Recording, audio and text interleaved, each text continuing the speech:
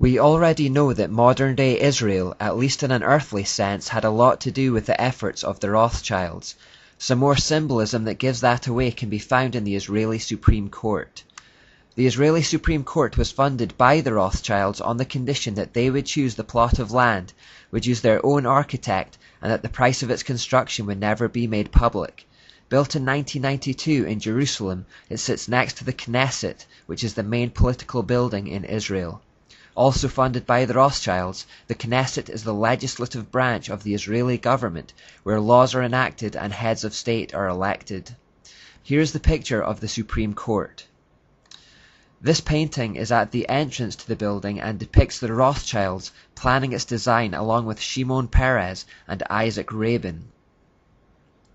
A journey through the Supreme Court esoterically represents a path towards illumination. The ultimate goal of the journey is to reach this pyramid, which represents the most holy place in the building. Each side of the pyramid has a circular hole at the top representing the all-seeing eye. Let's do a picture walkthrough along this so-called path of illumination from the beginning, and do some symbol spotting along the way. Firstly, the person who enters the Supreme Court finds himself in a dark area in front of a stairway leading to a source of light at the other end.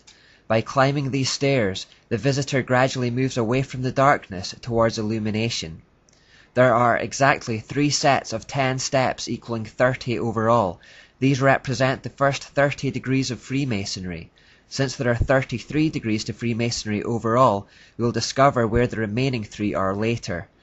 You'll notice that the right side of the wall is made from rough old rocks, reminiscent of ancient Jerusalem walls, while the left is smooth and modern.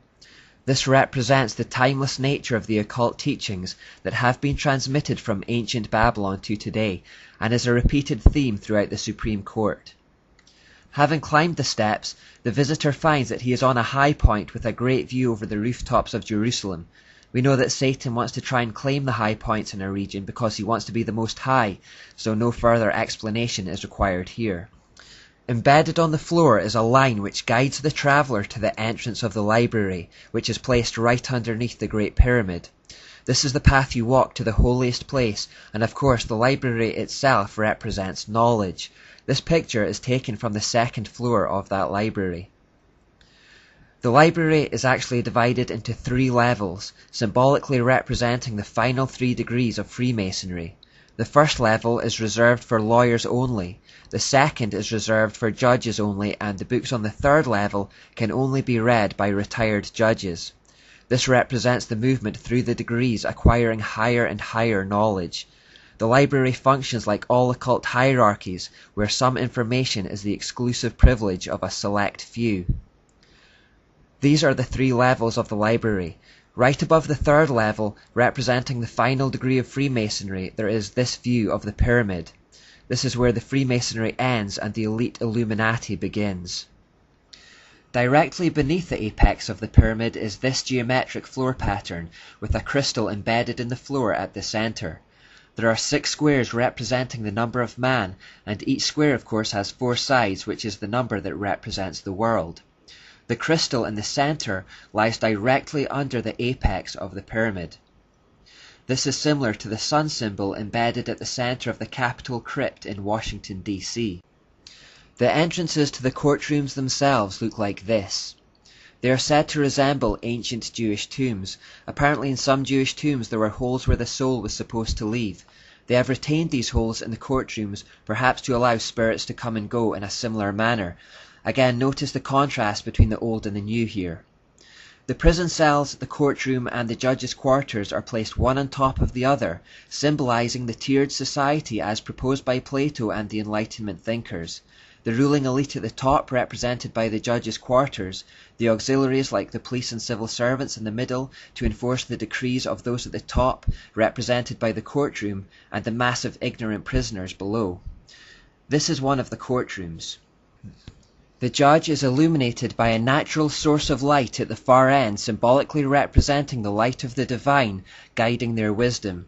They retire to their quarters at the top tier to make a decision and then descend back to the courtroom below to bring their illuminating wisdom to the world.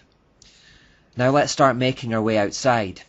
No occult structure would be complete without the obligatory sexual symbols, and the steps outside the courtrooms provide this feature. Again, this needs little explanation. Once outside the building, we are then invited to visit the Dorothy Rothschild Grove. We find this plaque on the wall with the arrow. Alongside it, we also find this plaque, which also contains an all-seeing eye. Sorry about the quality of these, I couldn't find anything more clear-cut. When we follow the arrow, though, to the Dorothy Rothschild Grove, we find this monument, which is obviously an obelisk, an Ashtoreth pole. If we then go to the centre of the parking facilities from here, we find this shape on the ground. Now, some people have suggested that this represents a cross so that people can trample on it as they descend down the steps. I don't personally buy into this theory. To me, it just looks like a sun symbol. All these things, again, are just evidence of the Rothschilds' occult influence.